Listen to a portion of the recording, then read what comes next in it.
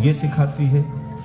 और श्रीमद् भागवत कथा हमें जीवन को किस प्रकार जीना चाहिए, क्योंकि 84 लाख योनियों में तुम्हें जो मानव का चोला मिला है, मानव का तन मिला है, मैं व्यास पूजन करना चाहती हूँ। इसे सफल कैसे बनाएं? क्योंकि प्यारे, एक मनुष्य का चोला ही ऐसा है, मनुष्य का तन ही ऐसा है जो केवल धन कमाना जानता है।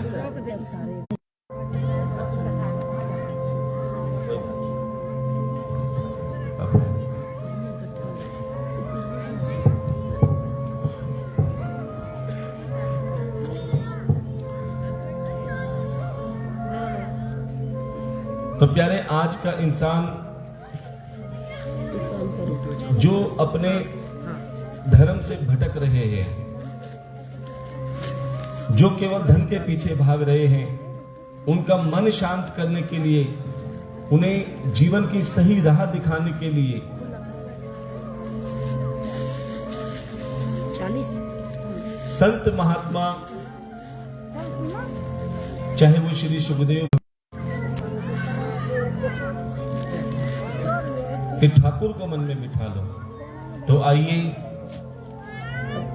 हम सभी मिलकर श्री वेद व्यास जी का यही कहेंगे, हरि की कथा सुनाने वाले, हरि की कथा सुनाने वाले, हरि की कथा सुनाने वाले, हरि की सुनाने वाले, हरि की भाव से बोलेंगे, अमृत पान कराने वाले, अमृत पान कराने वाले, तुमको लाखों प्रणाम, तुमको लाखों प्रणाम, तुमको लाखों प्रणाम, तुमको लाखों प्रणाम। भाई अपने हाथों को तालियों की सेवा में हम डोल रहे वन वन में, पल को बैठे इस दल में, वो राह दिखाने वाले, राह दिखाने वाले, अमृत पान कराने वाले, अमृत पान, तुमको लाखों प्रणाम, तुमको लाखों प्रणाम, तुमको लाखों जरा भाई प्रणाम। अपने हाथों को तालियों की सेवा में लगाइए, क्योंकि आज सभी को मेरे ठाकुर का फल मिलने जा रहा है। बोलिए श्री वेद व्यास भगवान की जय हो।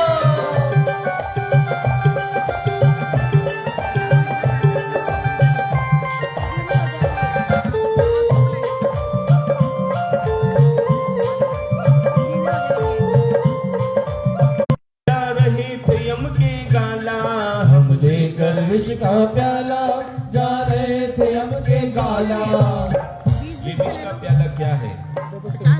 जो हमारे मुख से कटु वचन निकलते हैं, कि जो हम किसी को बोलते हो, किसी के दिल में वो वचन चीर जाते हैं, कष्ट पहुंचता है, ये भी विष का प्याले के बराबर है। और जब हम किसी की निंदा करते हैं, बुराई करते हैं, या किसी को अपशब्द कहते हैं, तो समझ लेना हमारे पाप नष्ट हो रहे हैं। और प्यारे, कि हम यम की ओर नजदीक जा रहे हैं, इसीलिए कभी भी किसी की निंदा, किसी की बुराई नहीं करनी चाहिए। जितना हो सके भगवान ने जो तुम्हें दिया उसका सदुपयोग करें। मुख दिया है, भगवान का भजन करें। कान दिए हैं, सत्संग सुने, कथा सुने, भगवान के भजन सुने। हाथ दिए हैं, उन हाथों से प्रभु की सेवा करें।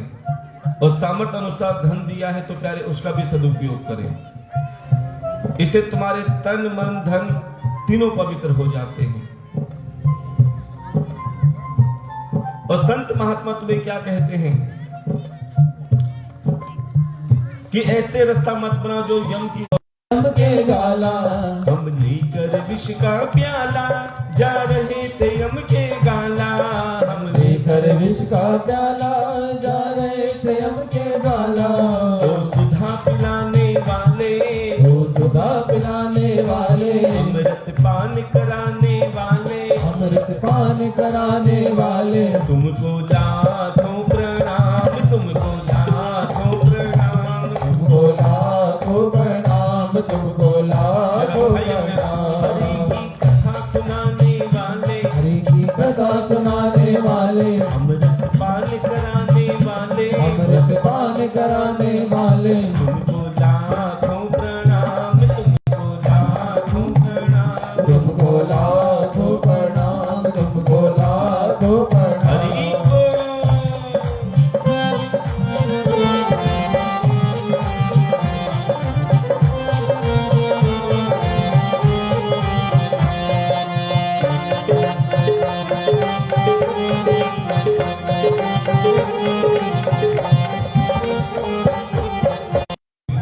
सेवा करनी आती ना, तुम्हारे मंत्र आते, तुम्हें कैसे ध्याए, कैसे भजन करें? क्यों? हम पतित हैं, अज्ञानी हैं, लेकिन हमें पता है कि तुम अंतर्यामी हो, तुम हमारे घट घट की जानते हो, तुम हमारे ज्ञानी, हरि का दर्श कराने वाले, हरि का दर्श कराने वाले, अमृत पान कराने वाले, अमृत पान कराने वाले, तुमको लाखों प्रणाम, तुमको लाखों प्रणाम। तुमको लाखों प्रणाम, तुमको लाखों प्रणाम, तुमको लाखों प्रणाम, तुमको लाखों प्रणाम।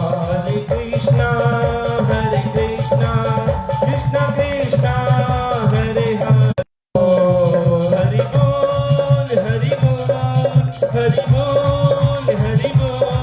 हरि बोल, हरि बोल, हरि बोल, हरि बोल। हरि बोल हरि बोल। हरे हरे हरे।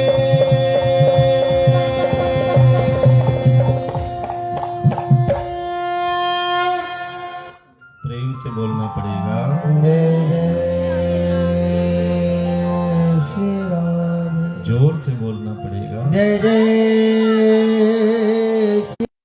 लेकिन मृत्यु से पहले राजा परीक्षित को मुक्ति मिल गई, और फिर उसे मृत्यु से भय नहीं लगा। इंसान सबसे ज्यादा मृत्यु से डरता है, जबकि ये अटल सत्य है कि जिसका जन्म हुआ है उसकी मृत्यु भी निश्चित है। लेकिन फिर भी देखो, ये इंसान अमर बनने की सोचता है। पल का भरोसा नहीं, समान 100 वर्ष करेगा। इसीलिए 7 दिन की कथा में आपको भी ये समय मिलता है कि प्यारे, आप 7 दिन जो मन की निकालनी है निकाल लो ठाकुर के साथ। जो कहना है अपने मन की कह लो, और जो सेवा करनी है प्यारे दिल खोल के करो। रखी वो हाथ उठाएंगे। अच्छा, नहीं लेने वालों की संख्या ज्यादा है, लेकिन आज के बाद कोई अगर आपसे पूछे कि गुरु किस किस ने बना रखे हैं, तो प्यारे कभी हाथ नीचे मत करना, सभी हाथ विश्वास के साथ ऊपर उठा लेना। उसके बाद गुरु दीक्षा कितने प्रकार की होती है, बड़े ध्यान से सुनना, कि जाने अनजाने में, चाहे वो छोटा सा बच्चा हो या 80-90 साल की बूढ़ी या बूढ़ा व्यक्ति हो, 4 प्रकार की दीक्षाएं होती हैं, और इन सब दीक्षाओं में किसी न किसी ने कोई ना कोई दीक्षा अवश्य ले रखी है। अब ये गुरु दीक्षा कितने प्रकार की और कैसी कैसी है, बड़े ध्यान से, और किन किन ने ले रखी है सुमरन दीक्षा, ध्यान देना कि कथा तो सब सुनते हैं, चाहे टीवी में सुने, चाहे किसी न किसी संत की वाणी से सुने, लेकिन संत की ऐसी कोई ना कोई बात दिल में बैठ जाती है जो वो संत हमेशा याद रहते हैं। आजकल तो प्रभु की, लेकिन जिसकी वाणी दिल में बैठ जाए और जिस गुरु का ध्यान तुम करते रहो, अर्थात जिस गुरु को तुम याद करते हो कि 5 साल पहले कथा सुनी थी और उस गुरु की वाणी हमारे हृदय में बैठ गई, तो विश्वास मानो, चाहे तुमने उनसे गुरु दीक्षा ली या नहीं ली, अगर तुमने उसे याद भी किया है तो समझ लेना तुमने सुमिरन दीक्षा ली। पहले छोटे छोटे बच्चे थे, आज वो सब बड़े हो गए, लेकिन 7 साल पहले की कथा आज भी उन्हें याद है और बार बार कहते हैं महाराज जी हम आपको कभी भूल नहीं सकते। तो समझ लेना उन बच्चों ने भी प्यारे सुमिरन दीक्षा ग्रहण कर ली। इसीलिए जिस गुरु को तुम मन से ध्यान करते हो, सुमिरन करते हो, याद करते हो, तो आपने सुमिरन दीक्षा ग्रहण कर रखी है। उसके बाद बारी आती है दृष्टि दीक्षा की।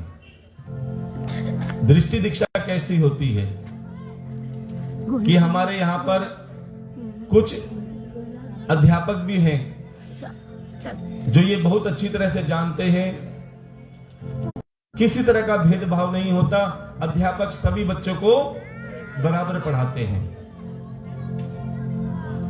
लेकिन फिर भी चमत्कार देखो, पढ़ने के बाद में जब साल में परीक्षा होती है, पढ़ा सबने है, पेपर सबने दिए हैं, लेकिन परिणाम अलग अलग आता है। उन्हीं 50 बच्चों में कोई एक बच्चा फर्स्ट आता है, कोई दूसरा बच्चा सेकंड आता है, तीसरा बच्चा थर्ड आता है, कुछ पास होते हैं, कुछ फेल भी हो जाते हैं। ऐसा क्यों होता है? अध्यापक ने तो सबको बराबर पढ़ाया, कोई भेदभाव नहीं किया, फिर ऐसा क्यों हुआ?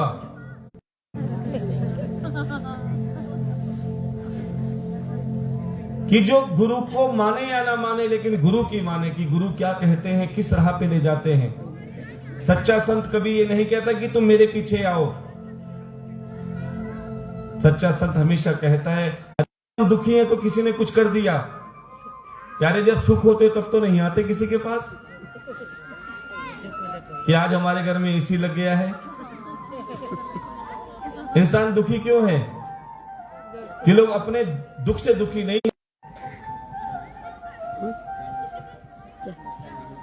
कि दृष्टि दीक्षा का मतलब है कि गुरु की दृष्टि किस किस पर पड़ती है। 500 जने कथा सुनते हैं। हरियाणा में ना कुंडलगढ़ी, वहां पे एक माता जी ने कहा कि महाराज 70 साल हो गए मेरी उम्र को, और 70 साल में कभी मैंने गांव में कथा नहीं देखी। ये कथा क्या होती है? आज आपने कथा कहकर विश्वास मानो हमारा जीवन नहीं, उसे जीवन में उतार दिया। प्यारे कोई ना कोई ऐसा शब्द होता है, कोई ना कोई ऐसा प्रसंग होता है जो जीवन को बदल देता है। कि एक बार हम कथा कर रहे थे, एक बूढ़ी मैया रोज आती थी, बेटे की शरण में नहीं हो, मेरे इस बेटे की शरण में हो। कि तुमने संसार को बेटा माना तो परेशान हो, एक बार मेरे इस ठाकुर को बेटा मान के देख लो, तुम्हें हर दुख से, हर संकट से बचाएगा। प्यारे उसको ऐसा लगा कि मानो इन शब्दों में उसने जीवन में नई ऊर्जा डाल दी हो। कहते ना एक शब्द। अब प्यारे बेटा इन चीजों को नहीं मानता, बहुत समझदार था बेटा अपने आप में। वो सोचता था कि, लेकिन चमत्कार देखो, जब वो पीछे खड़ा हुआ अपनी मां को ढूंढ रहा था कि मेरी मां कहां है, मैं उसे मारूंगा। लेकिन कहते हैं जब स्कूल में सब बच्चे एक साथ निकलते हैं ना, तो सब एक जैसे दिखाई देते हैं। वो खड़े खड़े उसने 5-10 मिनट की कथा सुनी, और कुदरती प्रसंग माता पिता पे ही चल रहा था। ये हम नहीं कह रहे थे, ये व्यासपीठ से ठाकुर जी उसी के लिए कथा करवा रहे थे।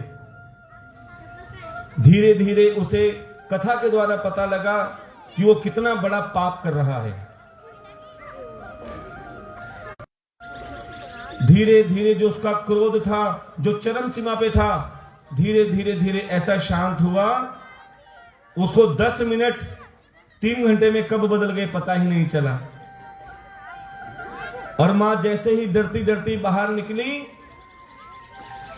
बेटा सामने दिख गया। अब मां सोचने लगी कि आज तो मेरा बहुत बुरा हाल होगा, लेकिन प्यारे कथा का ऐसा असर, शब्दों का ऐसा असर कि जो बेटा अपनी मां को मारे, लेकिन आज एक दिन की कथा सुनकर मेरे सब पाप मेरे ठाकुर ने धो डाले। कहते हैं भागवत कथा ऐसा डिटर्जेंट पाउडर है जो सबके मैल धो देगा। इसीलिए कहते हैं बार बार कथा को सुनो।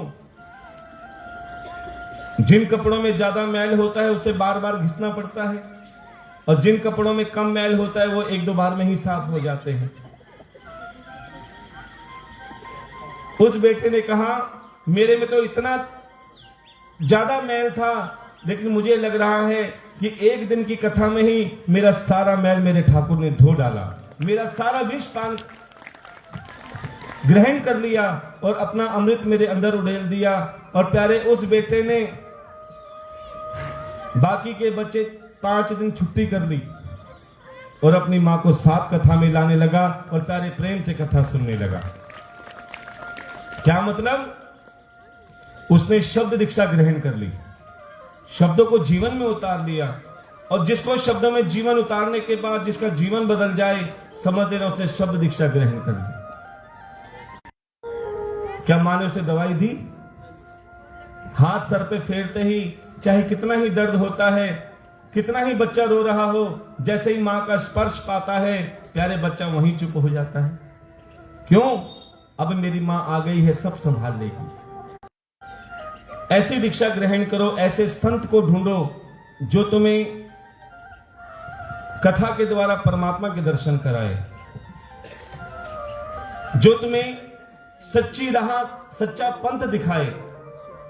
तो आइए सभी मिलकर प्रभु से प्रार्थना करते हैं कि ना जाने किस रूप में, क्या ना जाने किस रूप में आकर नारायण मिल जाएगा, ना जाने किस रूप में आकर मिल जाएगा। निर्मल मन के मंदिर में तो, निर्मल मन के मंदिर में तो, जिस घर में चरण डालते हैं, जिस घर में भोजन करते हैं, हम बार बार कहते हैं तुम्हारे द्वार पे कोई संत महात्मा ब्राह्मण बहन और बेटी आए, प्यारे उसका सम्मान, उसका आदर, उसका मान अवश्य किया करो।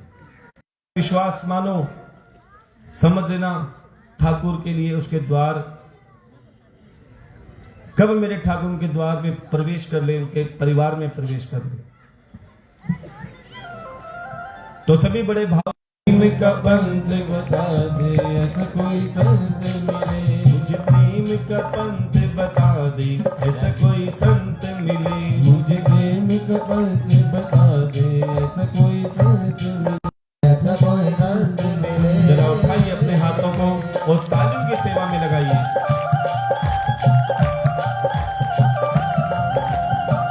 बोलिए श्री सद्गुरु महाराज की जय हो।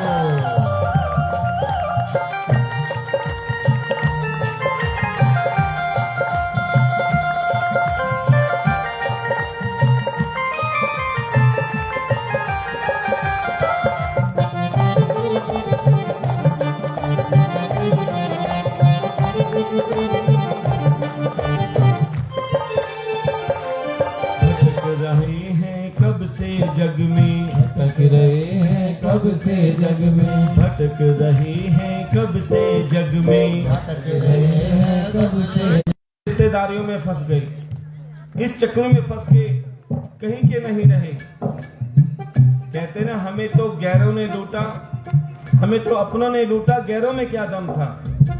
अरे गैर क्यों लूटेंगे, वो तो तुम्हें जानते भी नहीं। लूटने वाले हमेशा अपने होते हैं, जिस पर तुम विश्वास करते हो प्यारे वही धोखा देते हैं।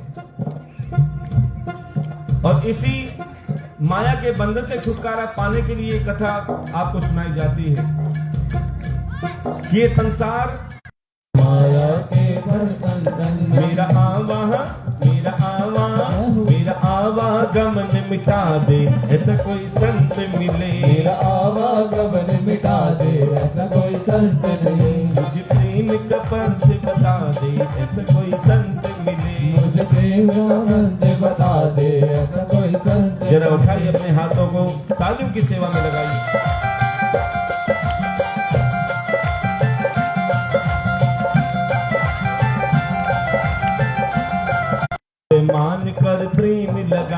सत्य मान कर प्रेम लगाया, सत्य मान कर प्रेम लगाया, सत्य मान कर प्रेम जगाया। इस भ्रम को दर्श का बड़ा महात्म, संत दर्श का बड़ा महात्म, संत दर्श का बड़ा महात्म। बड़े भाग्य से मिले समागम, बड़े भाग्य से मिले समागम। बचपन, किशोर अवस्था, युवा अवस्था और बुढ़ापा, 4 अवस्थाएं हैं। और कथा में वो लोग ज्यादा आते हैं जिनके 2 दिन निकल लिए होते हैं, अर्थात बचपन और किशोर अवस्था। युवा जन और न मिलेगा ऐसा अवसर फिर न मिलेगा। मानव तन सफल बना दे, ऐसा कोई संत मिले। संत दिखा दे, ऐसा कोई संत मिले। मुझे प्रेम का संत बता दे, ऐसा कोई संत मिले। मुझे प्रेम का पंथ सिखा दे, ऐसा कोई संत मिले। और प्यारे, संत कृपा बिन हरि नहीं मिलते, संत कृपा बिन हरि नहीं मिलते, संत कृपा बिन हरि नहीं मिलते, संत कृपा बिन हरि नहीं मिलते। पाप सभी मेरा रोम रोम फुलका दे, ऐसा कोई संत मिले। रोम रोम फुलका दे, ऐसा कोई संत मिले। मुझे प्रेम का पंथ बता दे, ऐसा कोई संत मिले। मुझे प्रेम का पंथ सिखा दे, ऐसा कोई संत मिले। में साक्षात ठाकुर के दर्शन भी कराता है। और प्यारे, कि जो कथा में सरल बन के बैठता है, सरल बन के आता है, उसे मेरे ठाकुर अवश्य मिलता है। लेकिन प्यारे, एक अभिमानी जिसकी चर्चा हमने करी थी कल, कौन? कामदेव, जिसे अभिमान था कि मैंने सभी संसार के देवी देवताओं को काम से जीत लिया है। और प्यारे, उसी कामदेव ने अभिमान के कारण नारद जैसे संत का भी अपमान कर दिया। सुना था ना आपने? और सच्चे संत कौन होते हैं? जो शांत है वही संत है, जो मान अपमान से दूर है वही संत है। नारद जी ने अपमान से, हम बार बार कहते हैं कि भक्ति में कभी किंतु परंतु नहीं होना चाहिए, तर्क वितर्क नहीं होना चाहिए, और सबसे बड़ी मन में शंका नहीं होनी चाहिए। अब प्यारे, कामदेव ने ठाकुर की परीक्षा लेनी चाहिए। भगवान ने कहा किसी भाव से तो महारास भी रचा और तनिक भाव भी मेरे ठाकुर में जागृत नहीं हुए। सज्जनों, आपको बता दें, जब कन्हैया ने महारास रचा, उनकी उम्र केवल 7 वर्ष की थी। कितनी? अब कामदेव ने देखा कि ये कोई साधारण बालक नहीं है, क्योंकि बड़े से बड़े देवी देवताओं को मैंने काम से जीत लिया, काम से वशीभूत कर दिया, लेकिन कन्हैया में इसका क्षण मात्र भी असर नहीं हुआ कि ये कोई साधारण बालक नहीं है, ये तो श्री हरि नारायण भगवान है। बोलिए श्री हरि नारायण भगवान की।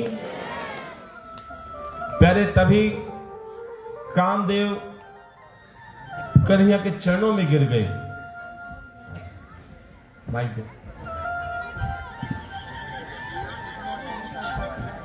संजय जी।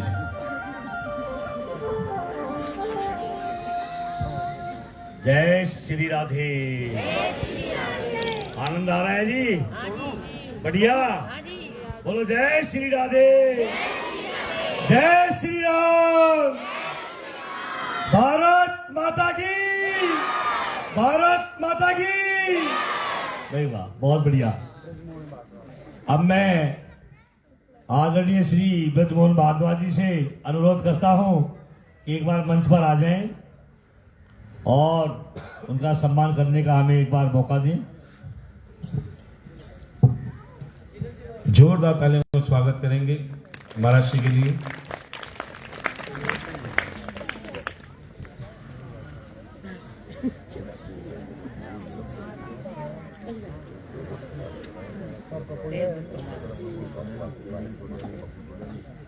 आइए।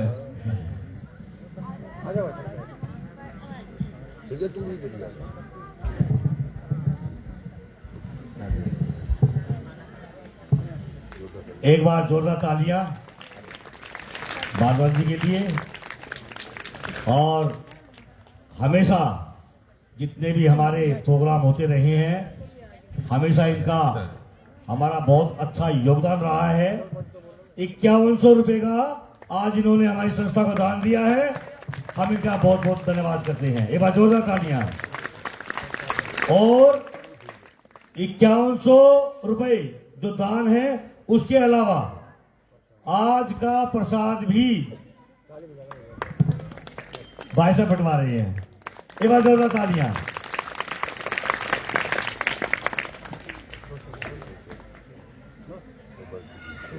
करता हूं कि महाराज जी के पास आ जाएं।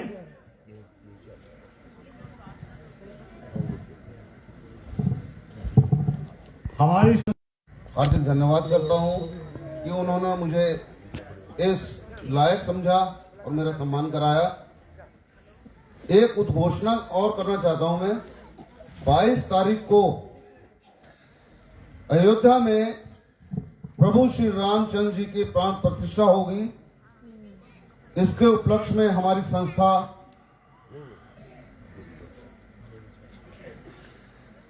जो प्रभु श्री रामचंद्र जी के लिए बनाई गई है, राम सेवक संघ, उसके द्वारा अलीपुर में एक भव्य राम रथ यात्रा निकाली जाएगी। क्योंकि प्रभु श्री रामचंद्र जी 14 वर्ष के वनवास के बाद जिस प्रकार अयोध्या लौटे थे, उसी तरह हम भी 22 तारीख को अलीपुर गढ़ी से जो रथ यात्रा प्रारंभ होगी और पूरे गांव की परिक्रमा लगाकर वापस अलीपुर गढ़ी में पहुंचेगी, बड़े मंदिर में पहुंचेगी। 4 बजे वो रथ यात्रा प्रारंभ होगी। 7 बजे से मंदिर के प्रांगण में बहुत ही सुंदर भजन संध्या का कार्यक्रम भी रखा गया है। तो मेरा सभी ग्रामवासियों से, यहाँ बैठे हुए भक्तजनों से अनुरोध है कि इस कार्यक्रम में बढ़ चढ़कर हिस्सा लें। अपने अपने घरों में दिए जलाएं और साथ में एक दिया मंदिर में भी लेके आएं, ताकि हम उस दिन भी दीपावली का अवसर मना सकें। दिन 22 जनवरी 4 बजे से अलीपुर गढ़ी से वो रथ यात्रा प्रारंभ होगी और 7 बजे मंदिर में पहुंचेगी, जहां भजन संध्या और भोजन का भी प्रबंध किया गया है। तो आप सभी भक्तजन उस दिन अपने अपने साथ दिया अवश्य लेकर आएं। धन्यवाद। जोरदार तालियों में स्वागत करेंगे। एक बात और आप लोगों को बता दूं, आप तो यहाँ कम संख्या में बैठे हुए हो, गांव बहुत बड़ा है। आप पड़ोस में अपने यारी पारे में जो भी आसपास में दूर दराज रहता है, उनको और इन्फॉर्मेशन बता देना भी ये प्रोग्राम होगा। और 22 तारीख को गढ़ी से जब हमारी झांकी चलेगी, आगे आगे श्री रामचंद्र जी पैदल चलेंगे और पीछे भगवान जो जितने भी हमारी देवी देवता है वो रथ पर बैठकर फूलों से वर्षा होते हुए, बारिश करते हुए, और जगह जगह रोड के ऊपर भंडारे भी लगे हुए हैं, लगेंगे। और मेन रोड पर चारों तरफ दीवे लगाते हुए हमारे कुछ कार्यकर्ता भी चलेंगे। तो कृपया करके इसे सबको, अपने अड़ोस पड़ोस में सबको बता देना, ये भव्य प्रोग्राम आप लोगों ने हमारा साथ भी देना है। धन्यवाद।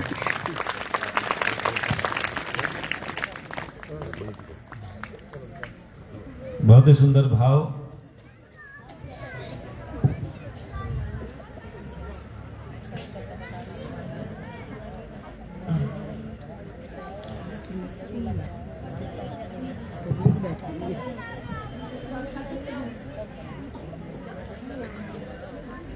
प्यारे उसी कामदेव ने जब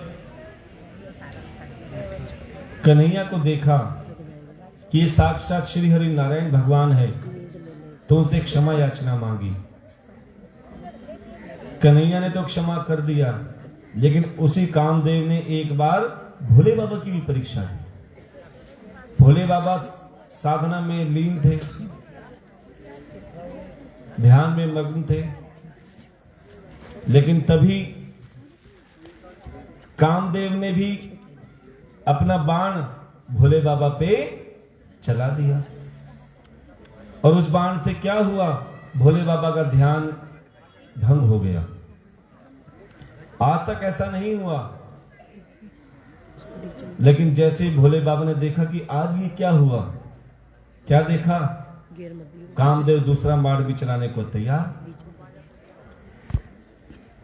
तभी भोले बाबा के त्रिनेत्र से ऐसी ज्वाला निकली, ऐसी ज्वाला निकली, उस ज्वाला से कामदेव वहीं जलकर भस्म हो गए।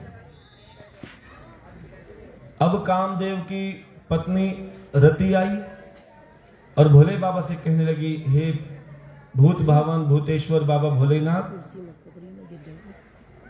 मेरे पति से बहुत बड़ी गलती हो गई, उन्हें क्षमा कर दीजिए। भोले बाबा कहने लगे, रति, ये तो विधि का विधान है और कर्मों का फल सभी को मिलता है, चाहे वो इंसान हो या भगवान हो। भी कथा में आप देखोगे केवल इंसान ही नहीं, भगवान भी कर्मों के फल से नहीं बच पाए। कि तुम्हें इस जन्म में तो तुम्हें पति नहीं मिलेंगे, लेकिन हां, ये द्वापर में श्री कृष्ण के अंश के रूप में, पुत्र के रूप में रुक्मणी के गर्भ में प्रवेश करेंगे, तब तुम्हें ये पुत्र रूप में मिलेंगे। प्यारे, कल आप सभी ने बड़े ही सुंदर हमारे ठाकुर जी के विवाह में आनंद मनाया। किस किस को आनंद आया कल? हाँ हाँ हाँ, आनंद तो आना ही था। क्यों? क्योंकि हमारे ठाकुर जी का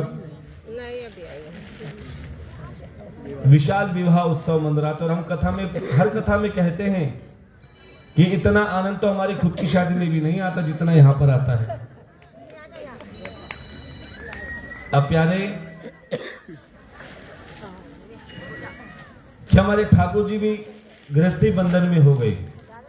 कुछ समय बाद में रुक्मणी जी के एक बहुत सुंदर पुत्र हुआ, और वो पुत्र कोई साधारण पुत्र नहीं था। एक राक्षस था जिसका नाम था शंबरासुर, जिसे ब्रह्मा जी का वरदान प्राप्त था कि कोई भी तुम्हारा वध नहीं कर पाएगा, केवल एक जो कृष्ण का अंश होगा, अर्थात जो कृष्ण का पुत्र होगा। अब उस शंबरासुर ने सभी देवी देवताओं को ऐसा कष्ट में डाल रखा था, ऐसा आतंक मचा रखा था। सभी देवी देवता प्रभु से प्रार्थना करने लगे कि प्रभु अभय शंबरासुर के आतंक से बचाओ। तभी हमारे ठाकुर जी गृहस्थी बंधन में आए, और रुक्मणी जी के जो पुत्र हुआ, प्यारे, वो पुत्र नहीं, शंबरासुर का काल था। शंबरासुर की मृत्यु थी, और जब शंबरासुर को पता लगा कि मेरे काल रूपी पुत्र ने जन्म ले लिया, तो प्यारे, वही गलती जो रावण ने करी, वही गलती जो कंस ने करी, वही गलती अब शंबरासुर भी कर रहे हैं। क्या? काल को जीतने की कोशिश कर रहे हैं, मृत्यु को जीतने की कोशिश कर रहे हैं। प्यारे, मृत्यु को कोई जीत नहीं सकता, मृत्यु को कोई टाल नहीं सकता। मृत्यु कब आती है? जब तीन चीजें एक साथ होती हैं। बड़े ध्यान से सुनना कि जब तक तीन चीजें एक साथ नहीं होंगी, मृत्यु भी नहीं आएगी। और ये तीन चीजें कौन कौन सी? बड़े ध्यान से सुनना। सबसे पहला, समय। समय निश्चित होता है कि कब मृत्यु आनी है, क्योंकि ये दो काम भगवान ने अपने हाथ में ले रखे हैं, एक जन्म का समय और एक मृत्यु का समय। कई हमारे भाई बंधु यहां बैठे हैं जो गवर्नमेंट जॉब करते हैं या रिटायरमेंट हो चुके हैं। इन सबको एक बात जरूर पता है, और कुछ हमारी माताएं बहनें भी हैं जो गवर्नमेंट सर्विस कर चुकी हैं या कर रही हैं। आपने देखा होगा जब गवर्नमेंट जॉब का अपॉइंटमेंट लेटर आता है ना, उसमें 2 डेटें लिखी होती हैं। एक ज्वाइनिंग की कि फलाने दिन तुम्हें इस दिन जॉब ज्वाइन करनी है, और एक कोने में तारीख को फलाने दिन इतने समय रिटायरमेंट हो जाएगी। अब यही काम भगवान तुम्हारे जन्म और मृत्यु का समय लिख डालें कि तुम्हारे इतने समय पे जन्म होगा और 20 साल बाद तुम्हारी मृत्यु हो जाएगी। जिस किसी को आपने सुना है ना कई बार कि कितना बड़ा एक्सीडेंट हो गया लेकिन फिर भी बच गया, क्यों? उसकी आयु नहीं थी। लेकिन कई बार ऐसा भी सुना होगा कि घर पे व्यक्ति खाना खा रहा है, अचानक फोन आया, खाना छोड़ के बाहर गया, एक्सीडेंट हुआ और उसकी मृत्यु हो गई, क्योंकि तीनों चीजें वहां पर जोड़ रही थी। उसे काल बुला रहा था, समय भी, स्थान भी और कारण भी।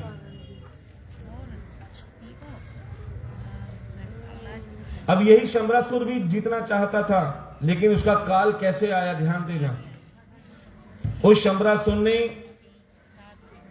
रुक्मणी जी के बहुत सुंदर बालक को, जो भी 10 दिन का भी नहीं था, उसका हरण कर लिया, और उसका हरण करने के बाद में समुद्र में फेंक दिया। क्यों? समुद्र में उसे कोई जीव जंतु खा जाएगा, और जब बच्चा ही नहीं बचेगा तो मुझे कौन मारेगा। लेकिन प्यारे, शंबरासुर तो अपने महल में गया, लेकिन उसे नहीं पता घूमते घूमते काल उसके वापस घर में आ रहा है। कैसे? उस बालक को एक मछली निगल गई, और शंबरासुर का रसोइया समुद्र में से उसी मछली को पकड़ के घर में ले आया, जिस मछली ने वो बालक निगला था। जैसे रसोइये ने उस मछली को काटा, उस मछली में से बालक निकल गया। रसोइया हैरान। और शंबरासुर की एक दासी थी जिसका नाम था मायावती। उस रसोइये ने उस बालक को मायावती को दिया कि मायावती, तुम इसका पालन पोषण करो, यह मछली में से बालक निकला है। अब मायावती भी हैरान कि मछली में से बालक कैसे निकला। प्यारे, तभी नारद जी का आगमन हो गया। नारद जी ने कहा, मायावती, तुम भगवान की लीला समझ नहीं पा सकते। ये और कोई नहीं, उस समय तुम रति थी और तुम्हारा ये पति कामदेव था, जो भोले बाबा की तीव्र ज्वाला से जलकर भस्म हो गया था। तब भोले बाबा ने कहा था, ये तुम्हें द्वापर में श्री कृष्ण के अंश के रूप में, पुत्र के रूप में प्राप्त होगा, और ये वही बालक है, तुम इसका पालन पोषण करो। अब प्यारे, उस मायावती ने उस बालक का नाम रखा प्रद्युम्न। तब प्रद्युम्न ने उस शंबरासुर का वध किया। और प्यारे, एक राजा था सत्राजीत, जो भगवान सूर्य की पूजा किया करते थे, और उनकी पूजा से, उनकी तपस्या से सूर्य भगवान ने प्रसन्न होकर सत्राजीत को एक मणि दी। और वो मणि भी कोई साधारण मणि नहीं थी। एक दिन में 8 बार 8 मन सोना देती थी। कितना? एक दिन में 8 बार 8 मन। सोचो उसके बाद कितना सोना हो जाएगा जब एक दिन में इतना मन सोना निकलेगा। दीदी, आपके पास वो मणि आ जाएगी तो क्या करोगे?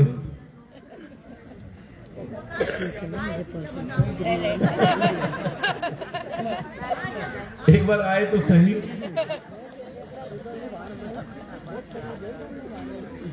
कई कहते हैं महाराज, अगर मणि आ गई ना, बड़े ध्यान से सुनना, कई कहते हैं महाराज अगर मणि आ गई तो मैं खूब दान पुण्य करूंगी। इन्होंने सही बोला कि उस टाइम सोचेंगे जब आएगी, लेकिन कईयों के मन में विचार उठते हैं कि आ जाए तो खूब दान पुण्य करेंगे। अच्छा, किस किस का मन करता है कि हमारे पास जब धन आ जाए तो हम भी दान पुण्य करेंगे? पक्की बात है, तो समझ लो कथा का असर हो रहा है। लेकिन कई बार किसी के पास अति होती है ना,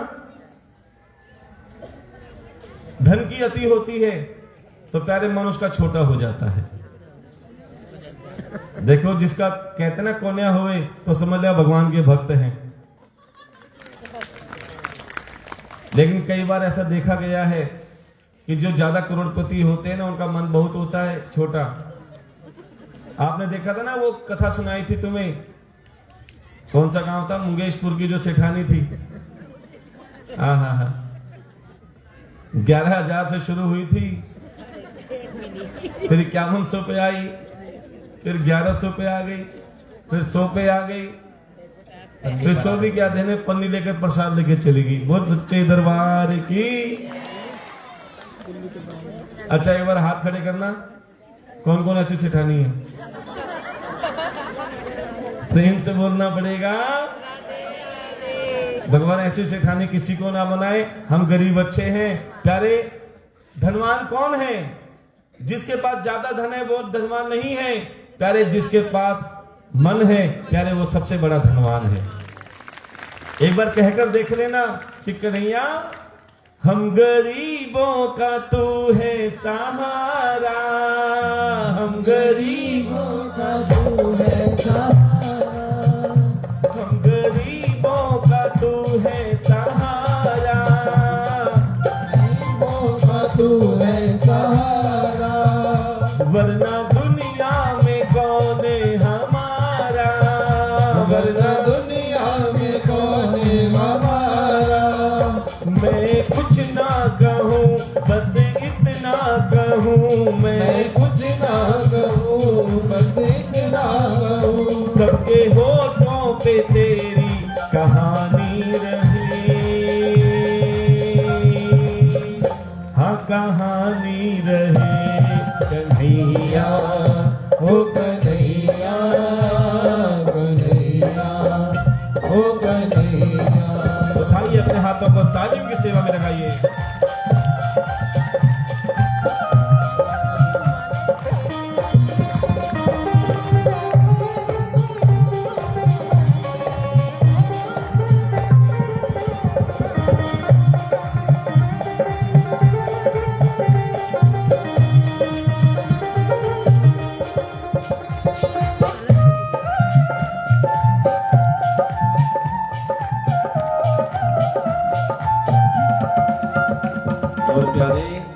ठाकुर से एक बार प्रार्थना करके देखो कि हे गोविंद, हो सकता है हम तुम्हें भूल जाएं, लेकिन तुम हमें कभी मत भूलना। भूल से भी हमें याद कर लो, भूल से भी हमें याद कर लो, भूल से ही हमें याद कर लो, भूल से भी हमें याद कर लो।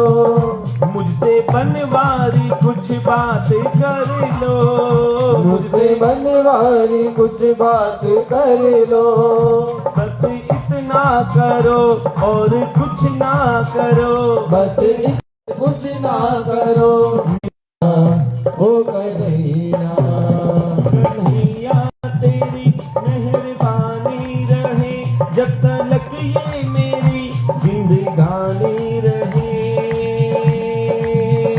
जिंदगानी रहे कन्हैया, ओ कन्हैया, कन्हैया, ओ कन्हैया, कन्हैया, ओ कन्हैया, कन्हैया, ओ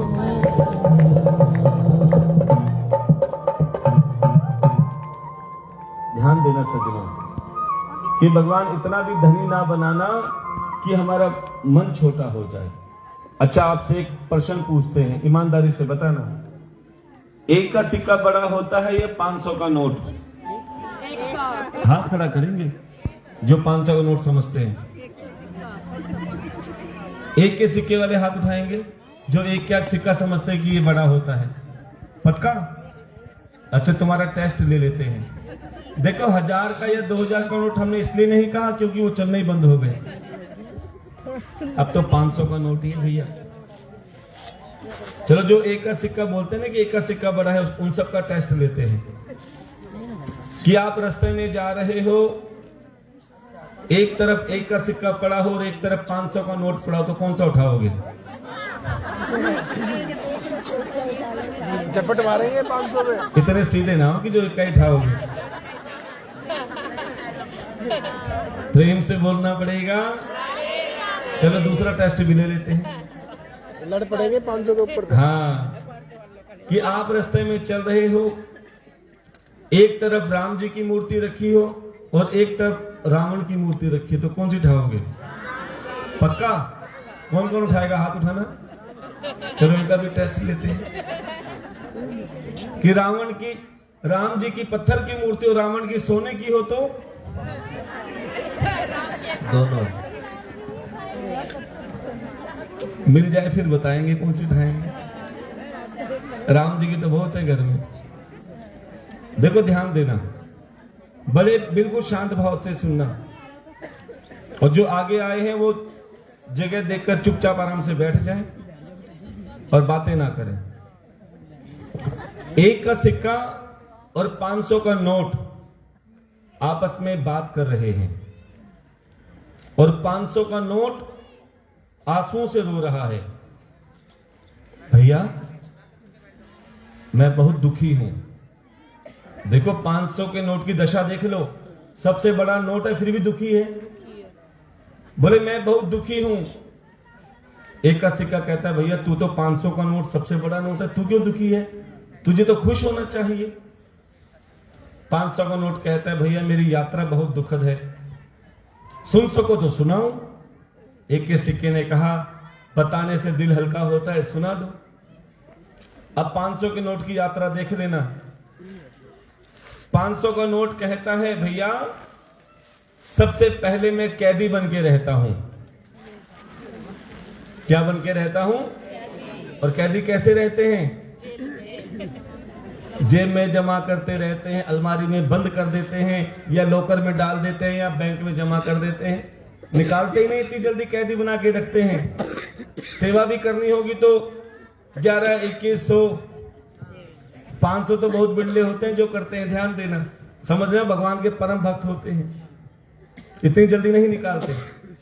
कहते हैं मुझे सबसे पहले कैदी बना के रखते हैं, इतनी जल्दी नहीं निकालते। और खासकर करोड़पति तो निकालते ही नहीं है। ध्यान देना, कैदी बना के रखते हैं सबसे पहली यात्रा। उसके बाद की यात्रा सुनाए कि राजी राजी तो नहीं निकालते, लेकिन जब एक करोड़पति बीमार होते हैं, आहा, गड्डियां की गड्डियां अस्पतालों में देते हैं। महाराज आज वो तो सुबह पता चलता है, वो नहीं काटते, वो कटवाती है। शादी विवाह में देखा है ना, जब ढोल बाजे डीजे चलते हैं ऐसे लुटाए जाते हैं, और सुबह देखते हैं मेरी गड्डी कहां गई।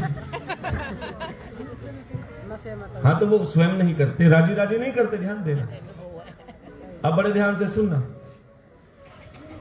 कि पहले कैदी बना के रखते हैं, राजी राजी नहीं निकालते। लेकिन जब वही करोड़पति बीमार होते हैं, बोले महाराज अभी अभी हमारे स्टंट डले हैं, 5 लाख रुपए लग गए। कोई कहता है हमारे घुटने के ऑपरेशन हुआ है, कोई कहता है डिस्क की प्रॉब्लम हो गई, कोई कहता है कुछ, कोई कहता है कुछ। राजी राजी दान पुण्य नहीं करते, अस्पताल में लाखों के हिसाब से वही 500 के नोट की गड्डियां देकर आते हैं। ध्यान देना, डॉक्टर ने कह दिया कि 10,000 रुपए लगेंगे, तुम्हारी हिम्मत नहीं कि तुम उसे 9,000 दो, क्योंकि अगली बार भी इंजेक्शन उसी ने लगाना है। कि मैं बीमारी में जाता हूं, पहले कैदी बना फिर बीमारी में रखा। और ये अस्पताल भी कैसे होते हैं, ध्यान देना। कोई गरीब आदमी अगर फोर्टिज अस्पताल पहुंच जाए, कोई गरीब आदमी फोर्टिज अस्पताल या मैक्स में या गंगाराम में या अपोलो में पहुंच जाए और कहे कि मैं बीमार हूं, मेरे ये हो गया, कौन से पैनल से हो? बोले मेरे पास तो ये पीला कार्ड है, मेरे पास तो ये लाल कार्ड है, राशन कार्ड, और कोई कार्ड नहीं है। क्या करेंगे? पर्ची बनाएंगे, जाओ केमिस्ट से दवाई ले लो। और कोई करोड़पति पहुंच जाए, ओहो, सारे डॉक्टर उसे चिपट जाएंगे और क्या कहेंगे? 5 लाख रुपए जमा करा दो अभी। गलत तो नहीं कहा? अभी कुछ समय पहले गुड़गांव में के एक अस्पताल में एक 18 साल की लड़की बीमार हुई और उसका 20 लाख का खर्चा बता दिया इलाज का। जब उस अस्पताल में रेड पड़ी तो अस्पताल सीज हो गया, अर्थात सील लग गई। अब अस्पताल की सील खुलवाने के लिए वही 500 की गड्डियां रिश्वत में देने लगे। पहले कैदी बना, फिर बीमारी में चला, और अब रिश्वत में जा रहे हैं वही 500 के नोट। और जिसकी जेब में रिश्वत का पैसा जाता है प्यारे, उसके बच्चे क्या कथा सुनते हैं? उसके वही बच्चे प्यारे वही 500 के नोट जुए में उड़ाते हैं, वही मदिरालय में शराब खाने में उड़ाते हैं, वही वैश्यालयों में उड़ाते हैं, वही गलत कामों में उड़ाते हैं। तो सोचो 500 गुना रो रो के परेशान कि मैं कहां जाऊं, मेरा दुख मैं किसको बताऊं। मैं बड़ा तो जरूर हूं लेकिन बहुत दुखी हूं, इसलिए ज्यादा बड़े मत बनना वरना दुखी रहोगे। अब एक का सिक्का कहता है कि भैया तू कितना बड़ा हो फिर भी दुखी है, और मैं छोटा सा 1 रुपए का सिक्का हूं, मैं बहुत खुश हूं। एक का सिक्का कहता है मेरी भी यात्रा सुन लो, तुम्हारी दुखद यात्रा है तो मेरी सुखद यात्रा है। अब एक का यात्रा सुन लेना। हमारी माताएं बहनें सावन में कौन कौन मंदिर जाती हैं? शिवलिंग पे जल कौन कौन चढ़ाते हैं? जरा हाथ उठाओ, पता लगे हमारे ठाकुर जी को। अब शुरुआत यहीं से होती है, ध्यान देना। हमारी माताएं बहनें मंदिर में जाती हैं जल का लोटा लेकर, भोले बाबा भी जल चढ़ाती हैं। ओम नमः शिवाय, ओम नमः शिवाय, हर हर भोले नमः शिवाय। ओम सभी बोलेंगे शिवाय, ओम नमः शिवाय, हरे हरे भोले नमः शिवाय। नमः शिवाय, ओम नमः शिवाय, हरे हरे भोले नमः शिवाय। नमः शिवाय, ओम नमः शिवाय, हरे हरे भोले नमः शिवाय। जटाधराय, ओम जटाधराय, हरे हरे भोले नमः शिवाय। ओम नमः शिवाय, ओम नमः शिवाय, हरे हरे भोले नमः शिवाय। भोले बाबा में बड़े भाव से जल चढ़ाया और शुरुआत वहीं से होती है, एक के सिक्के की ध्यान देना। अब हमारी माताएं क्या करती, चाहे कितनी बड़ी सेठानी हो, अपना नोटों का भरा हुआ बटवा निकालेंगी, बड़े बड़े नोट साइड में करेंगी और एक का सिक्का निकाल के बोल शंकर भगवान की। ध्यान देना, शुरुआत वहां से होती है। कितनी अच्छी शुरुआत है। उसके बाद भागवत कथा की आरती की थाली में होती है। देखो जो हंस रही है ना वही ज्यादा चढ़ाती है। और हमारी माताएं बहनें देखो कितनी तेज हैं। आजकल जो छोटे छोटे सिक्के चलने बंद हो गए ना, क्योंकि हमारी लता दीदी मैनेजर है यहाँ की, सब देखती हैं। बोले महाराज क्या बताएं, चिंता मत करो, जो आप चढ़ाओगे वही खजाने में मिलेगा।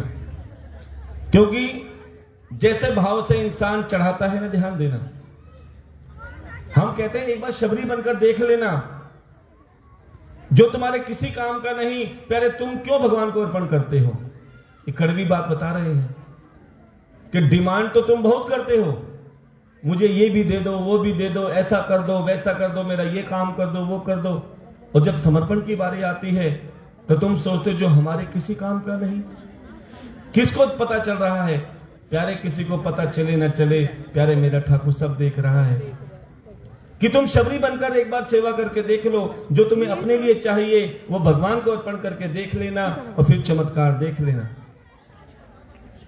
कि उस समय तुम्हारे घर पे साक्षात संत महात्मा के रूप में ठाकुर जी आएंगे। और हमने ऐसे ऐसे जीवन बदलते देखे हैं जिनके घर में अन्न का एक दाना भी नहीं था, लेकिन उन्होंने संतों की कथा सुनी और संतों की कथा सुनकर उसे जीवन में उतारा। और जब उनके घर में संत महात्मा के चरण पड़ गए तो प्यारे उनकी बल्ले बल्ले तक हो गई। बल्ले बल्ले समझते हो, दिन दुगनी रात चौगनी तरक्की हो गई।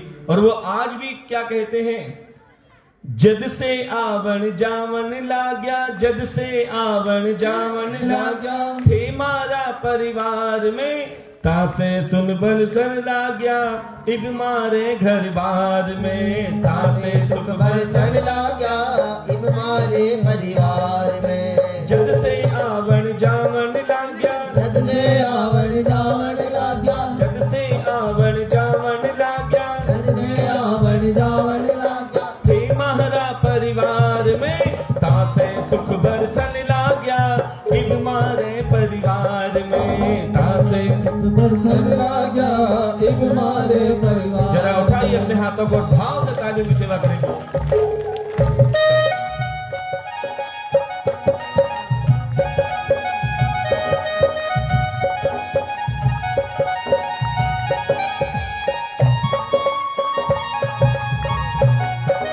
जो चाहते कि हमारे घर में सुख बरसे, जरा हाथ उठा के तालियों की सेवा करेंगे।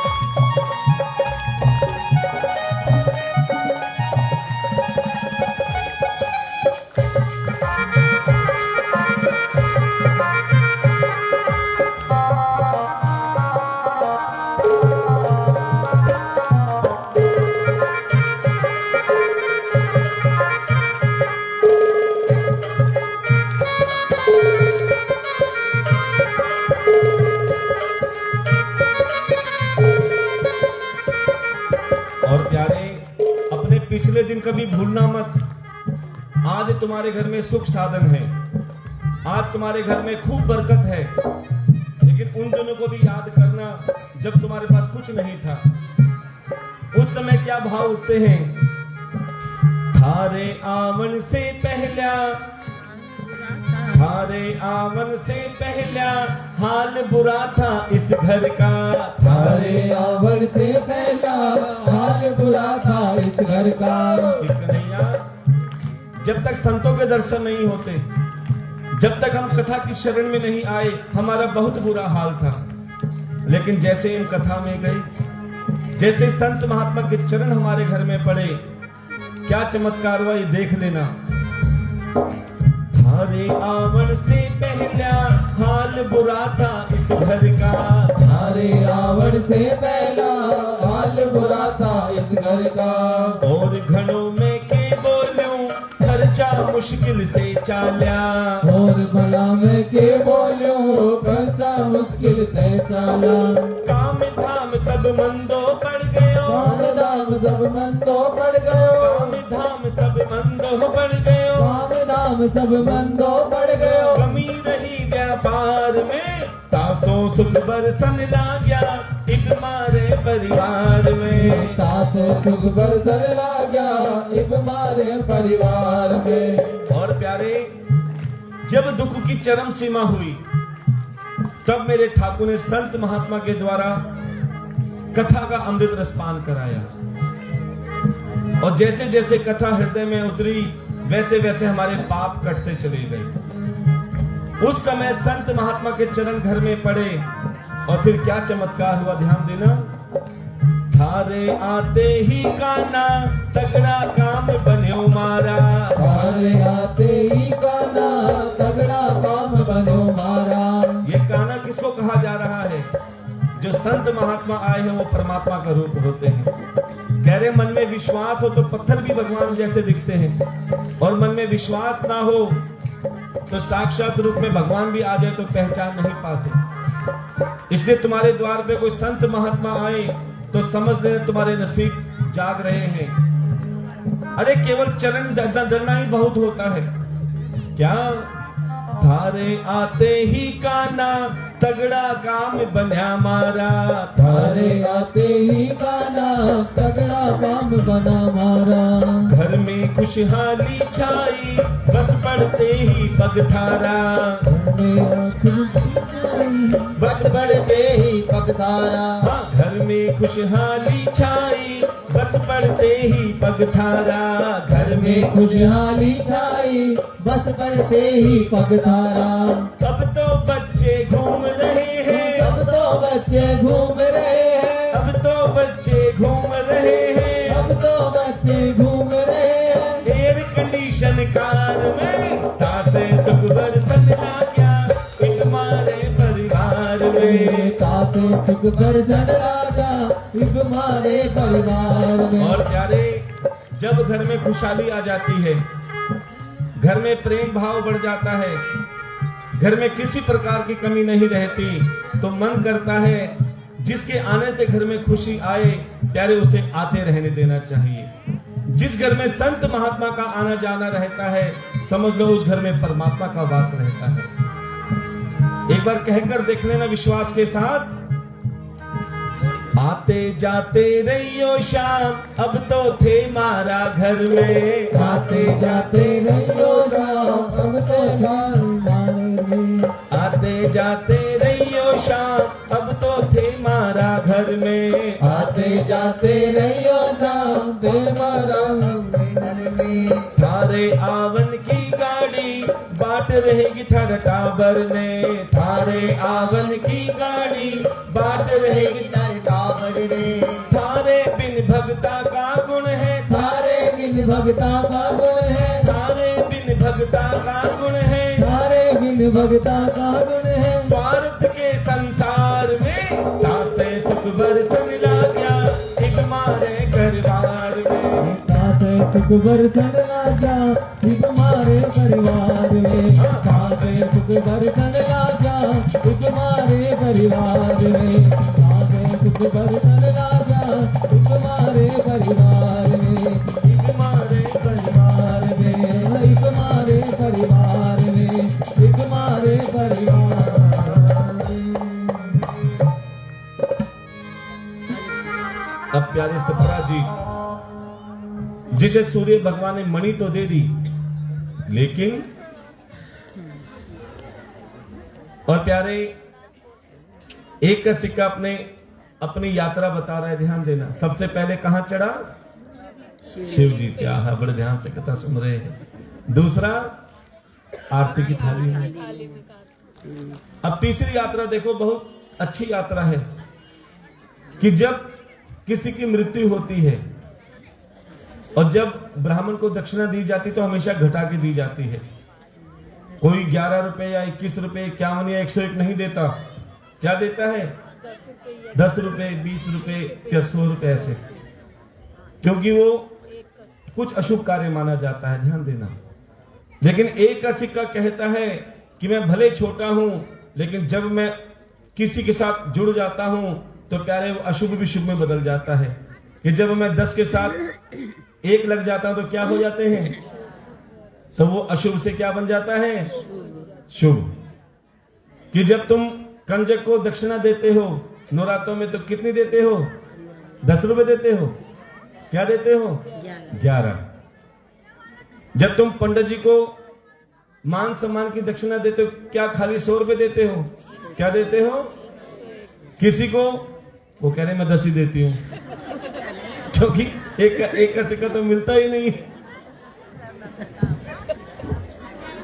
हाँ, वही तो कह रहा हूं, 100 का तो बहुत मिलते हैं लेकिन 1 का नहीं मिलता। सच बात भी है। कोई बात नहीं, जिसके पास ना हो मेरे से उधार नहीं लेना, पंडित जी के पास बहुत है।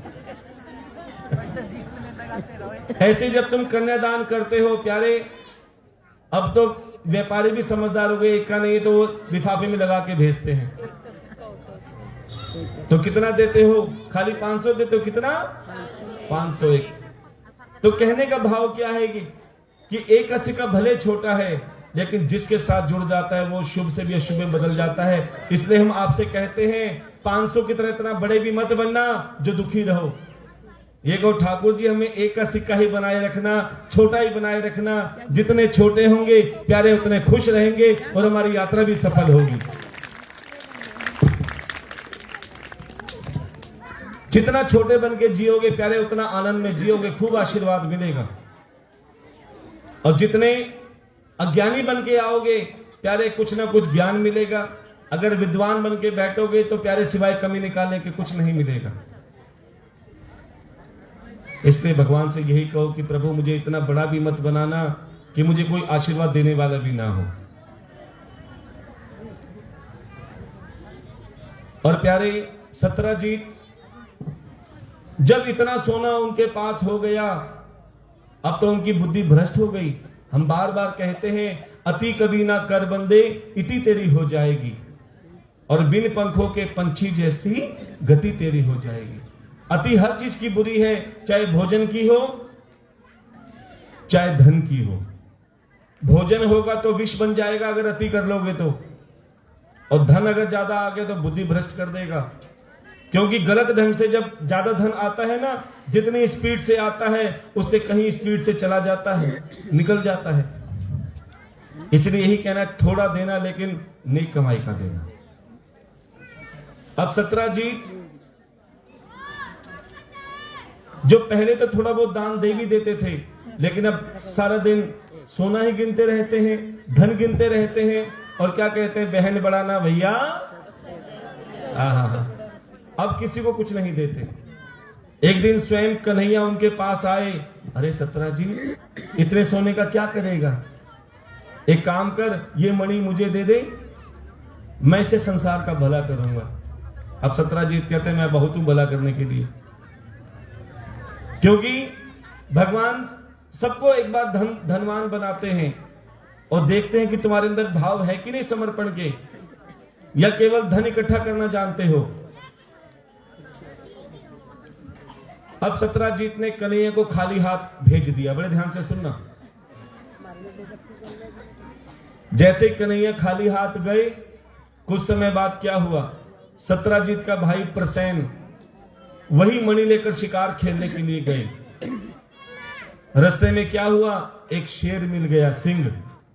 उस शेर ने सत्राजीत के भाई प्रसेन के घोड़े को भी मार दिया और प्रसेन को भी मार दिया और वो मणि ले ली। अब शेर बड़ा खुश हुआ कि देखो ये मणि मेरे पास है। शेर कुछ देर वो मणि लेकर गया, उसे एक रीछ मिल गई, और रीछ और कोई नहीं, जामवंत थे। जामवंत ने उस शेर को भी मार दिया और मणि ले ली, और वो मणि गुफा में अपने बच्चों को खेलने के लिए दे दी। जब प्रसेन वापस नहीं आए और सत्राजीत को पता चला कि मेरे भाई को किसी ने मार दिया, तो प्यारे बिना सोचे समझे कलंक लगा दिया कन्हैया पे। क्यों? कन्हैया ही मणि मांगने आए थे और मैंने मणि देने से मना कर दिया। हो सकता है मेरे भाई को कन्हैया ने ही मारा है, और मणि ले ली। आप सोचते हो कि कलंक हम पे ही लगता है, बुराई हमें ही मिलती है। प्यारे कन्हैया भी नहीं बचे कलंक से, बुराई से। अब बड़े ध्यान से सुनना कि देखो, अच्छी बात इतनी जल्दी गांव में नहीं फैलती, अच्छी बात इतनी जल्दी गांव में नहीं फैलती, लेकिन बुरी बात अगर हो जाए तो प्यारे आग की तरह फैल जाती है। अच्छा, बात फैलाने की जिम्मेदारी किनकी होती है? महिलाओं की। प्रेम से बोलना पड़ेगा। देखो, इनमें आपका कसूर नहीं है, ये महिलाओं को श्राप लगा हुआ है। किसका? युधिष्ठिर जी का। जब महाभारत समाप्त हुई, खून की नदियां बहने लगी, तब कुंती मां ने युधिष्ठिर जी से कहा कि पुत्र, मैं तुम्हें गुप्त रहस्य बताना चाहती हूं जो मैंने आज तक किसी को नहीं बताया। युधिष्ठिर जी ने कहा, मां, ऐसा कौन सा गुप्त रहस्य जो आज तक किसी को नहीं पता? तब कुंती मां ने कहा, पुत्र, ये संसार जानता है कि पांडव 5 पुत्र हैं, लेकिन आज मैं तुम्हें ये गुप्त रहस्य बताती हूं कि पांडव 5 नहीं 6 पुत्र हैं। अब युधिष्ठिर जी कहने लगे, तो मां, ये हमारा छोटा भाई कहां है? बोले, है नहीं, था। कौन? कर्ण। अब प्यारे इतना सुनते ही युधिष्ठिर जी को इतना क्रोध आया, इतना क्रोध आया, लेकिन कहे तो कुछ पाए नहीं। बोले, मां, अगर तुम मुझसे ये बात पहले कह देती कि कर्ण हमारा छोटा भाई है, तो हो सकता है ये युद्ध नहीं होता, लेकिन तुम्हारे गुप्त रहस्य छुपाने के कारण आज देखो खून की नदियां बह निकली। इसलिए मैं आपको नहीं, हर महिला जाति को ये श्राप देता हूं कि उनके पेट में कोई बात पचेगी नहीं। अब प्यारे, कि कन्हैया वो कलंक धोने के लिए, अर्थात चोरी का कलंक जो उन पे लगा था, उसे साफ करने के लिए निकल पड़े जंगल में। क्या देखा? घोड़ा भी मरा पड़ा है, प्रसेन भी मरा पड़ा है, लेकिन मणि नहीं। और आगे गए, क्या देखा? शेर भी मरा पड़ा है, लेकिन मणि नहीं। थोड़ा सा और आगे गए तो क्या देखा? एक गुफा जो जगमगा रही है, क्योंकि जिस मणि से कन्हैया पे कलंक लगा था, उस गुफा में कुछ बच्चे उस मणि से खेल रहे थे। जैसे ही कन्हैया उस गुफा में जाने लगे, वो जामवंत सामने आ गए। बोले, कहां जाते हो? बोले, इस गुफा में। ये गुफा तो मेरी है। किस लिए जाना चाहते हो? बोले, ये मणि लेने के लिए। बोले, ये मणि भी मेरी है। अरे ये मणि तो सत्यजीत की है। बोले जब सत्यजीत के पास थी तो उनकी थी। देखो धन में किसी का नाम लिखा होता है? 500 के नोट में किसी का नाम लिखा है? पहले तुम्हारी जेब में है तो तुम क्या कहोगे? मेरा है। आपकी जेब में तो क्या कहोगे? ऐसे ही जब तक सत्यजीत के पास थी तो सत्यजीत की थी, लेकिन अब ये मणि मेरे पास है तो ये मणि मेरी है। अगर तुम्हें चाहिए तो मेरे साथ बाहु युद्ध करना होगा। अब भगवान ने तो कलंक उतारना था। वो जामवंत के साथ युद्ध किया, बाहु युद्ध, और एक नहीं पूरे 27 दिन तक युद्ध किया। 28वें दिन जब युद्ध समाप्त नहीं हुआ, अब जामवंत समझ गए कि कोई साधारण इंसान नहीं है। बोले प्रभु मैं आपको पहचान गया कि आप और कोई नहीं, मेरे द्वापर में श्री त्रेता के युग के श्री रामचंद्र भगवान, जो द्वापर में श्री कृष्ण भगवान के रूप में मेरे सामने आए हो, मैं आपको पहचान गया। अब बताइए आपको क्या चाहिए? बोले 27 दिन से युद्ध हो रहा है, अभी तक नहीं पता क्या चाहिए। मुझे ये मणि चाहिए। बोले ये मणि में ऐसे तो दूंगा नहीं। बोले तो क्या बैंड बाजे बजा के दोगे? बोले हाँ, आप मेरी पुत्री जामवंती के साथ विवाह कर लें और दहेज में ये मणि। देखो अब हमारे ठाकुर जी की, ये बच्चों को बिठा दो बेटा, ये कि अब हमारे ठाकुर जी की विवाह श्रृंखला आरंभ होने जा रही है। देखो वैसे तो हमारे ठाकुर जी के ज्यादा विवाह नहीं हुए, लेकिन फिर भी कितने हुए हैं? कितने विवाह हैं? 16,108 बस टोटल 16,108 हैं। बड़े ध्यान से सुनना। और अब हमारी श्रृंखला आरंभ होने जा रही है गिनती की। सब पढ़े लिखे हैं, बस हम ही अज्ञानी हैं, इसलिए आपसे ध्यान दिला के पूछते हैं कि आप गिनते रहना। पहला विवाह कल किसके साथ हुआ था? रुक्मणी जी के साथ। अब दूसरा विवाह जामवंत की पुत्री जामवंती के साथ, क्योंकि मणि लेकर गए थे। कितने विवाह हो गए? 3 तो नहीं हुए ना। अब वो मणि लेकर सत्यजीत के पास गए। बोले सत्यजीत, केवल इस मणि के चक्कर में आपने मुझ पे कलंक लगा दिया। अब सत्यजीत इतने शर्मिंदा हुए, इतने शर्मिंदा। बोले प्रभु मैं प्रायश्चित करना चाहता हूं। बोले क्या?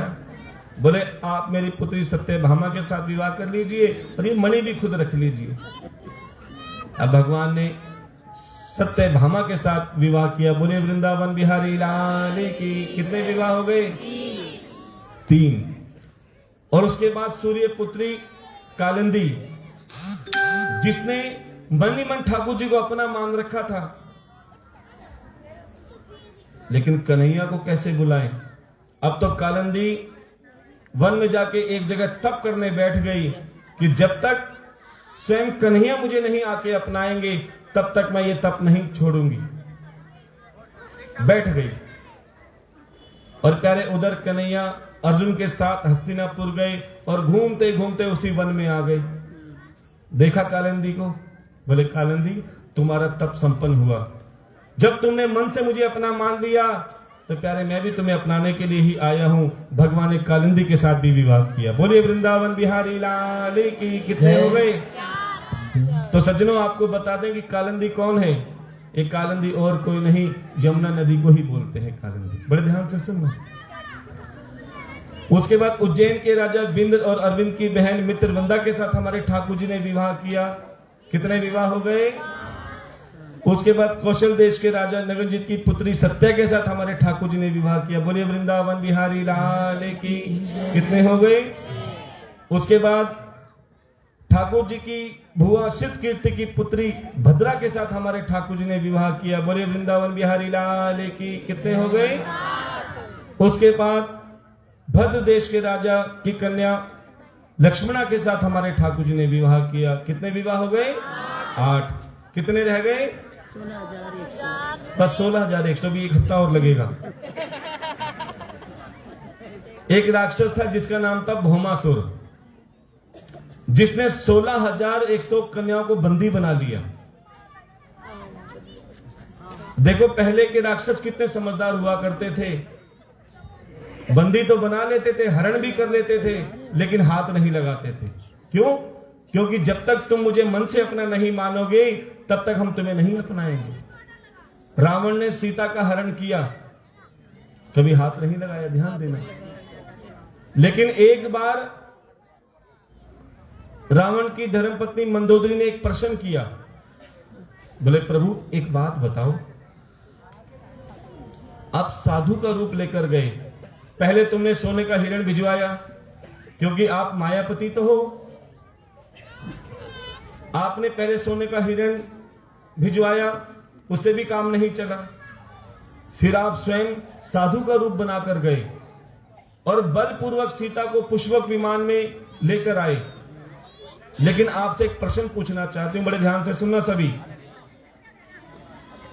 कि प्रभु आप तो मायापति हैं, अगर आप श्री राम जी का ही रूप बना लेते, अगर आप श्री राम जी का ही रूप बना लेते तो इतनी मेहनत ही नहीं करनी पड़ती, सीता जी स्वयं तुम्हारे साथ साथ चल लेती।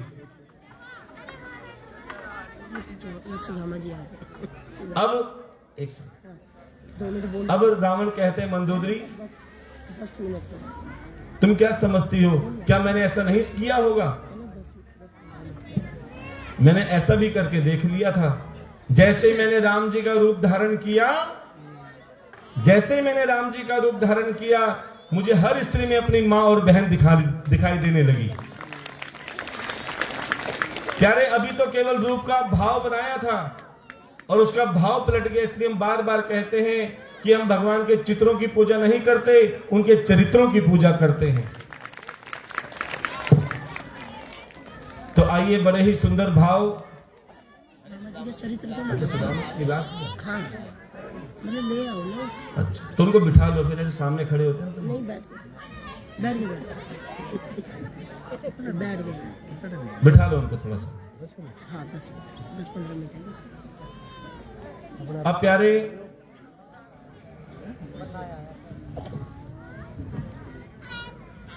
जब कंस की मृत्यु के बाद में दोनों पत्नियां अस्थिर और प्राप्ति अपने पिता जरासंध के यहां गई। जरासंध ने 17 बार मथुरा पर आक्रमण किया और हर बार जरासंध जीत जाते थे, और एक बार तो कन्हैया रण छोड़ के भी भाग गए, जिनसे उनका एक नाम और पड़ गया। बोलिए रणछोड़ भगवान की जय। अच्छा, क्यों रण छोड़ के भागना पड़ा? क्योंकि जब भी जरासंध युद्ध करने आते थे, 1001 ब्राह्मण को युद्ध हवन पे बिठा देते थे और कहते थे, हे ब्राह्मण, युद्ध जीत के आया तो तुम्हें मुंह मांगी दक्षिणा दूंगा, और अगर मैं युद्ध हार गया तो तुम्हारे सर कलम कर दूंगा। अब कन्हैया सोचते कि अगर मैं युद्ध जीत भी गया तो भी हारे बराबर हूं, क्योंकि 1001 ब्राह्मण के हत्या का पाप हो जाएगा। रण छोड़ के भाग गए। क्या कहा? भीमसेन, अब तुम जरासंध से युद्ध करो और मेरा इशारा देखते रहना। अब प्यारे, जैसे ही भीमसेन ने जरासंध से युद्ध किया और जैसे ही भीमसेन ने कन्हैया को देखा, कन्हैया ने एक टहनी पकड़ी, बीच में से चीरी और विपरीत दिशाओं में फेंक दी। क्यों? जरासंध को यह वरदान प्राप्त था, कोई तुम्हें हरा नहीं सकता युद्ध में जब तक तुम्हें बीच में से चीर के विपरीत दिशाओं में ना फेंक दे। और प्यारे, जैसे ही भीमसेन ने जरासंध की दोनों टांगे चीर के विपरीत दिशा में फेंकी, जरासंध का वध हो गया। अब प्यारे, जब कन्हैया ने गुप्त द्वारिका नगरी बसाई और द्वारकाधीश बन गए। बोलिए द्वारकाधीश भगवान की। देखो, मेरे साथ तो कई बार होता है, अगर आपके साथ होता हो तो हाथ जरूर उठाना ईमानदारी से। जब हम किसी को मन से याद करते हैं, या तो उसके फोन की घंटी बज जाती है, या उसको कोई समाचार आ जाता है, या वो खुद सामने आ जाता है। किस किस के साथ ऐसा होता है? देखा ना, कभी किसी को याद करते हैं तो अचानक उसका कोई समाचार आ गया, या वो खुद सामने आ गया। इसका मतलब तुम्हारे उनसे मन के तार जुड़े हुए हैं। और प्यारे, यही मन से मन के तार अगर तुम्हारे ठाकुर से जुड़ जाएं, तो जब भी तुम भगवान को मन से याद करोगी, प्यारे मेरे ठाकुर को तुम्हारे पास आना पड़ेगा, क्योंकि तुम्हारे तार परमात्मा से जुड़े हुए हैं। एक बार जोड़कर तो देखो। अब द्वारकाधीश अपने महल में सबको याद कर रहे हैं कि ना जाने नंद बाबा कैसे होंगे, ना जाने यशोदा मैया कैसी होगी, ना जाने गोप ग्वाल गोपियां कैसी होंगी, जिनको मैं परसों कहकर आया था, ना जाने कब बरसों बन गए। ना जाने मेरी राधा रानी कैसी होंगी। और प्यारे, जैसे राधे रानी को याद किया, राधे रानी का चक्कर द्वारिका में लग गया। अब राधे रानी को द्वारिका में स्वयं कृष्ण के अलावा और कोई नहीं जानता था। बड़े ध्यान से सुनना। जैसे राधा रानी द्वारकाधीश के सामने पहुंची, द्वारकाधीश हैरान, अरे राधे तुम यहां पर? अब तो प्यारे परसों कहकर आए थे, बरसों बन गए, अब क्या बहाना बनाए कन्हैया? बोले अरे राधे, जब से मैं तुम्हारे पास से होकर आया हूं ना, मेरा एक एक दिन कई कई वर्ष के बराबर बीता। जब जब तुम्हारी याद आती थी, आंखों में आंसू निकल आते थे। क्या तुम्हारे साथ भी ऐसा होता है? राधे रानी मुस्कुरा रही हैं। अरे छलिया,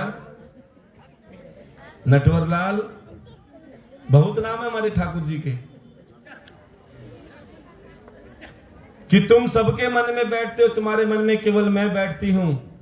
जितना तुम नाटक करते हो ना, मैं सब जानती हूं। कितने तुम्हारी आंखों में आंसू आते हैं, कितना तुम मेरे लिए इंतजार करते हो। तुम कहते हो तुम्हारे साथ भी ऐसा होता है। प्यारे, मेरे साथ ऐसा कुछ नहीं होता। ना तुम्हारी याद आती, ना तुम्हारे लिए आंखों में आंसू आते। क्यों? अरे याद तो उनकी आती है जो दूर होते हैं। तुम तो मेरे मन में बसे हो, तुम तो मेरे आंखों में बसे हो। रो इसलिए नहीं सकती कहीं आंसुओं के द्वारा तुम बाहर ना आ जाओ। अब राधे रानी कहती, और सुनाओ द्वारकाधीश, तुम कैसे हो? प्यारे, द्वारकाधीश शब्द सुनते ही मानो कन्हैया के दिल में तीर लग गया। अरे राधे, मैं औरों के लिए द्वारकाधीश हो सकता हूं, लेकिन तुम्हारे लिए तो मैं तुम्हारा कन्हैया ही हूं। बोले नहीं, तुम मेरे कन्हैया नहीं, तुम केवल द्वारकाधीश हो। तुम मेरे कन्हैया तब थे जब तुमने मीठे जल से पानी की शुरुआत की थी, जब तुम हमारे साथ खेलते थे यमुना किनारे, गेंद गेंद में तुमने कालिया नाथ का नाथा था। उस समय तुम मेरे कन्हैया थे। तुम्हें पता है, अब तुम द्वारकाधीश बन गए हो, पीछे तुम क्या क्या छोड़कर आए हो। अब तुम एक उंगली पर चलने वाले सुदर्शन चक्र पे भरोसा करते हो, 10 उंगली पर बजने वाली बांसुरी को भूल गए। तुम मेरे कन्हैया नहीं, तुम द्वारकाधीश हो। अब तुम अपनी एक उंगली पर चलने वाले सुदर्शन चक्र से लोगों का विनाश करते हो, और उसी उंगली पर उठाने वाले गोवर्धन पर्वत को भूल गए। तुम मेरे कन्हैया नहीं, तुम द्वारकाधीश हो। अरे तुम कन्हैया होते तो तुम सुदामा के घर जाते। अब तुम बड़े द्वारकाधीश बन गए हो ना, जो सुदामा जी को तुम्हारे घर आना पड़ रहा है। प्यारे, सुदामा और द्वारकाधीश की मित्रता सब जानते हैं, लेकिन सच्ची मित्रता क्या होती है कोई नहीं जानता। आजकल मित्रता को स्वार्थ समझा जाता है, और आजकल लोग मित्र कम और फ्रेंड ज्यादा बनाते हैं। और वो भी यंगस्टर बच्चे, कोई फेसबुक पे फ्रेंड बना रहा है, कोई इंस्टाग्राम पे बना रहा है, और कहता है हमारे 5000 फ्रेंड हैं। प्यारे, वो फ्रेंड नहीं, फ्रॉड होते हैं। कोई लड़का बन के लड़की की आईडी चला रहा है, कोई लड़की बन के लड़के की आईडी चला रहा है। माता पिता की बातें दुश्मनी जैसी दिखती हैं, और बाहर वालों की बात मानते हैं। बोलिए द्वारकाधीश भगवान की।